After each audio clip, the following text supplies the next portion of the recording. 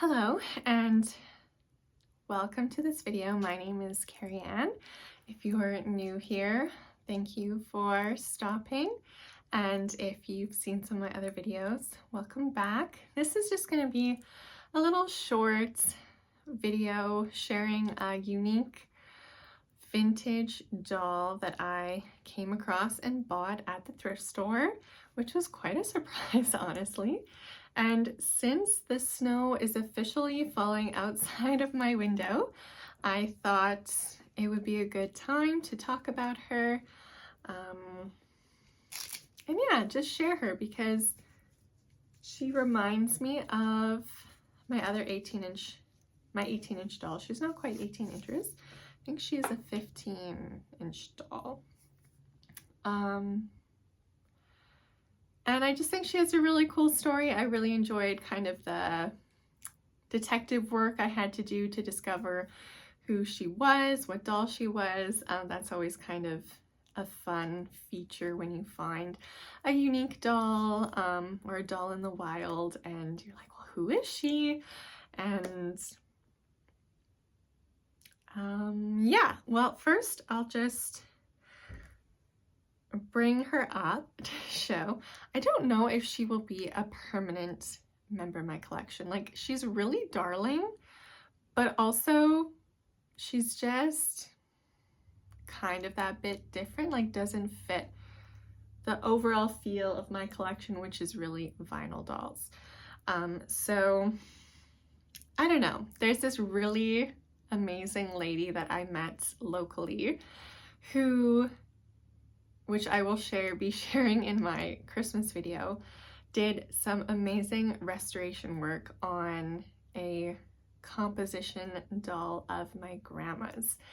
I'll be talking a bit more about that in my Christmas video because it is going to be my grandmother's Christmas gift.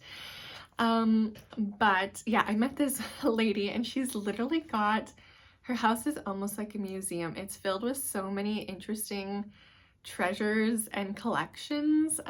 Her major collection is dolls, but particularly vintage dolls. She has a lot of composition. And before that type of doll, not so much vinyl style. And, sorry.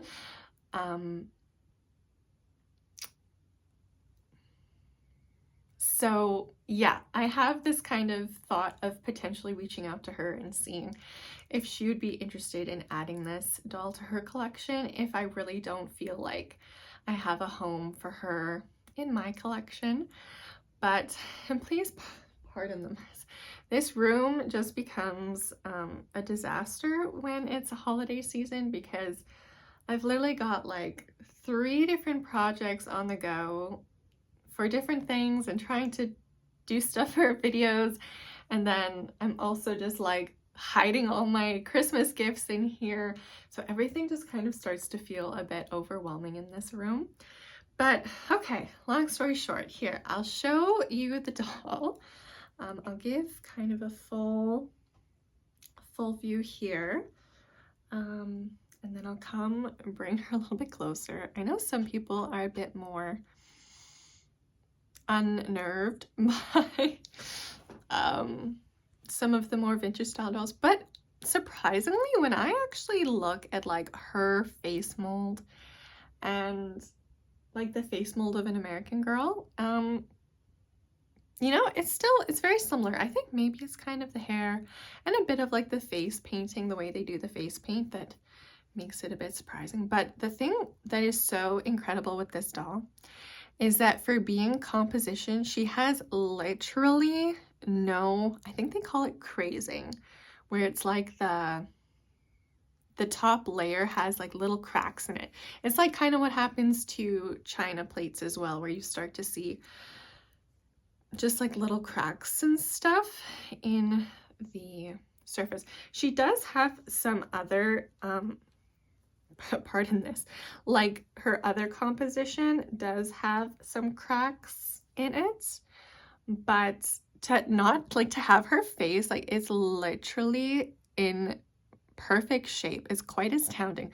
Pardon my really close up. And her eyes also, like, there's no damage in her eyes, and they are sleep eyes, and they perfectly function, which is quite surprising. But yeah, so her body has some cracks and whatever, but still, like, she's able to stand. And I'd say, yeah, the only other kind of unfortunate is just that, like, her hair has become kind of matted down, and because it's like a mohair wig, I'm not going to do any type of,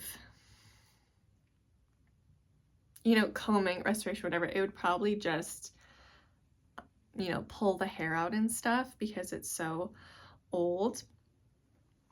Yeah, she's got these cute little shoes.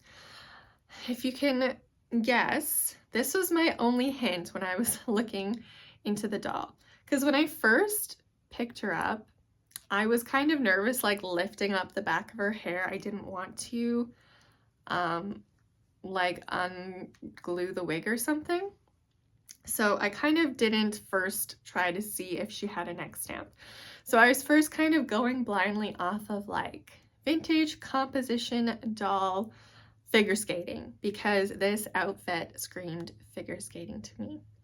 And so if anybody is unfamiliar with composition, this is a material that started being used, I think it was like the 1920s. It was kind of discovered because, like, late 1800s, early 1900s, think Samantha's era, we have the porcelain doll, the bisque doll. So like China dolls were kind of the it thing if you were wealthy.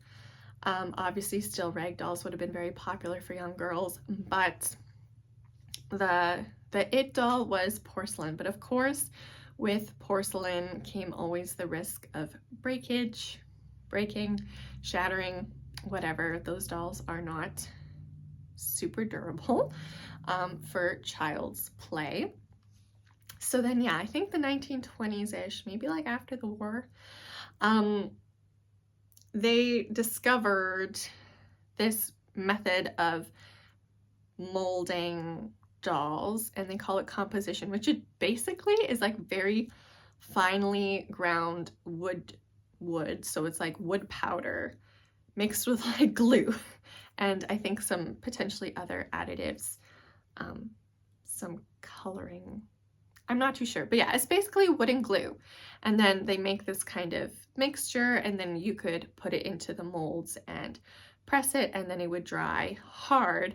And the whole idea with it is you kind of get that firm porcelain feel, but that it is technically more durable and stronger than the porcelain for, like, if you dropped it or something. Not that I'm gonna drop her, but that it could withstand more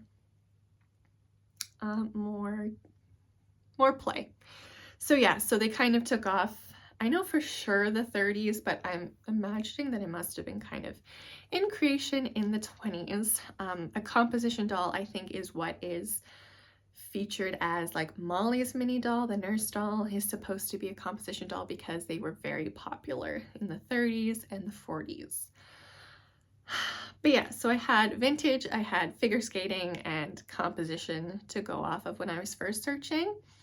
And I came across the American produced, I think her name is Sonia Henny doll.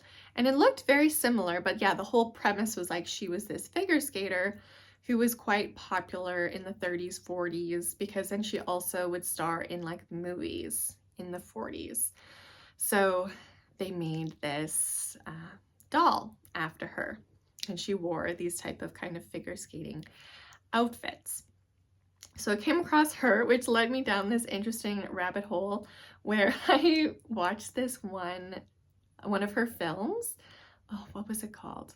I'll put the like picture so that you can see it, because it's actually really fun and it's for free. Like, you can watch the full thing on YouTube because it's so old.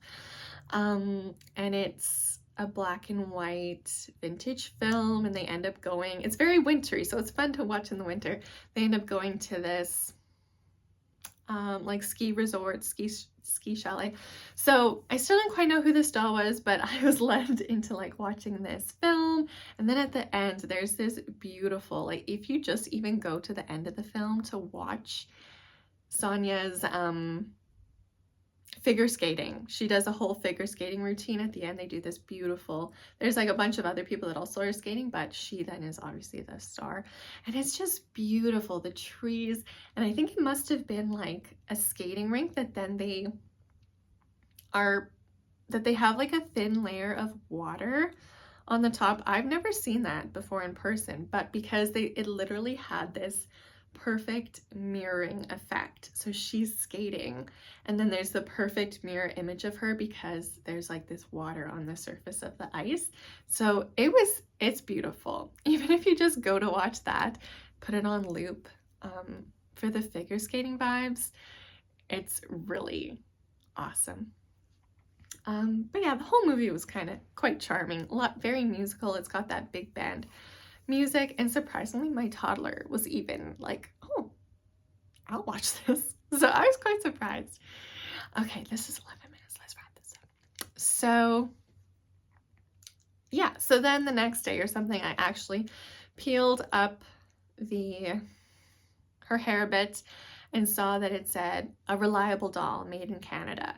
So Reliable was one of the toy companies in Canada who produced a lot of toys, I think from like the 30s to the 60s. I think in the 60s is when they were bought out by Mattel, I actually believe. Why is everyone bought out by Mattel? But so yeah, so then once I had that to go off of, I like searched vintage Reliable composition dolls and came across a site which kind of broke down Reliable dolls through the years. So I started in the 30s and I was looking through the list, and then I came to the start of the 1950s list, and this girl was the top of the list.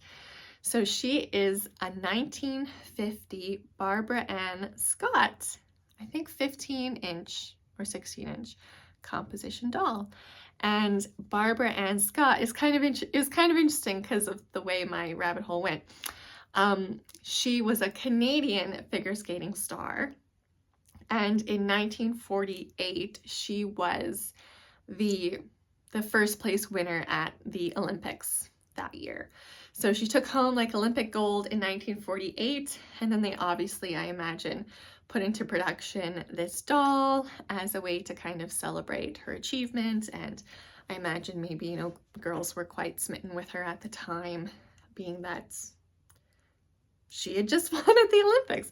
So yeah, I haven't looked too much more into like if there's footage of her routines and stuff. I think there is, like I haven't watched it yet though.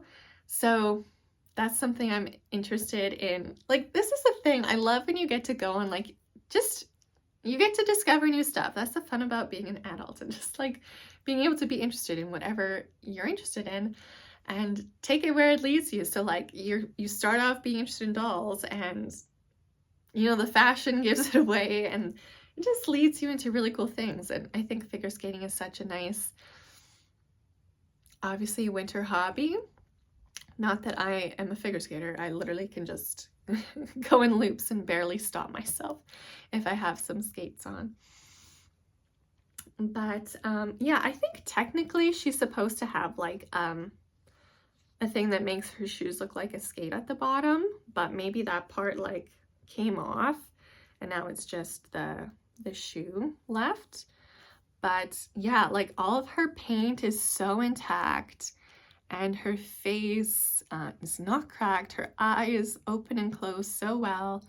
You know, her limbs like are this one's I think a little bit softer, not as tight, but this one works pretty good. Like she's 1950, like 75 years old this girl is. That's incredible.